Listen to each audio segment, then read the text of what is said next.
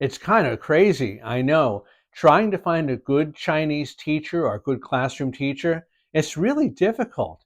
You would think with so many Chinese speakers in the world, you could get a good teacher, but it isn't so easy. I'm a C1 speaker of Mandarin and I've done it all. I've done classroom, self-study, face-to-face, and online. And today I'm going to help you to find the best situation that's right for you. It's not the same for everyone, so stick around to the end so you can find what's the best fit for you. Okay, first let's talk about taking Chinese in a classroom.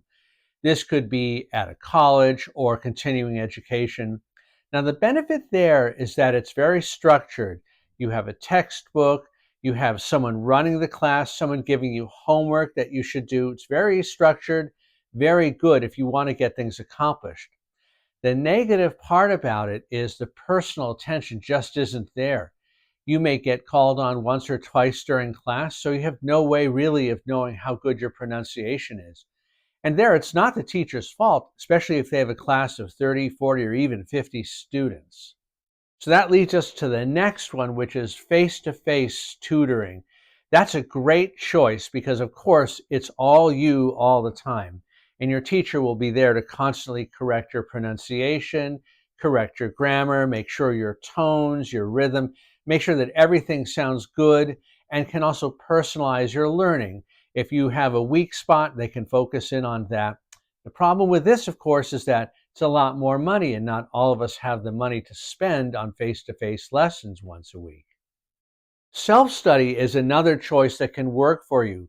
That's where you would get a textbook, you would get online materials, you would get apps for your phone, and you would work through them. The difficulty here is that you don't have as much feedback unless you have someone you can practice with, and you have to be disciplined.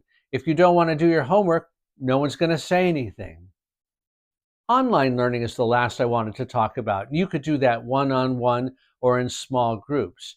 That's great too. Again, you get a lot of personalized attention, but again, it's a little bit more money.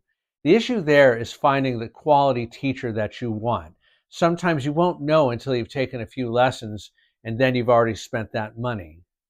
So how do you know if you've got a good Chinese teacher? There are 4 things I can talk about here.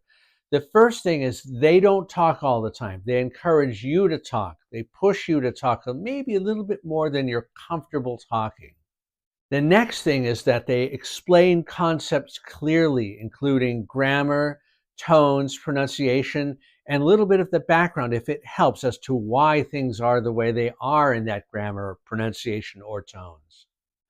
But most good Chinese teachers will do that. I think there are 2 other areas I think you need to pay attention to make sure you have a really good teacher. One of those is that the teacher can adapt to your learning style. Are you a more visual learner? Do you prefer to have things written down? Or do you want to put that aside and just repeat back and forth? Or do you want to just have a freer conversation? They can adapt, they can see where your needs are and work with you. And the second part to that is they encourage a structured self-study program, and they can help you set one up that you'll stick to. Now, obviously, in a classroom setting, it's harder to individualize the work, but even there, a good teacher should be able to help out to a certain extent and should be able to keep on you to make sure that you're doing what you should be doing. So which one should you pick?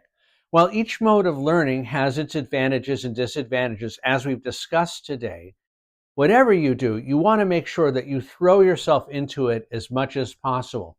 It's like anything else. If you give a little bit, you get a little bit, but if you put in a lot, you should expect a bigger return. And finally, you may be able to do a combination of things. For example, you might take classroom Chinese, but be able to find a tutor that you can meet with once or twice a month. In the end, you have to experiment and see what mode is right for you. But I hope what I've shared with you today about what makes a good teacher and good learning experience will help you save a little time and a little money as you find the right teacher. But I would love it if you share your experiences down below. What worked for you? It may be different than someone else, but I bet we could all learn from it. And of course, if you felt this video was of value to you, don't forget to like and subscribe. I really appreciate that, and it's going to help grow the channel. Thank you so much, and I'll see you in the next one. 再见。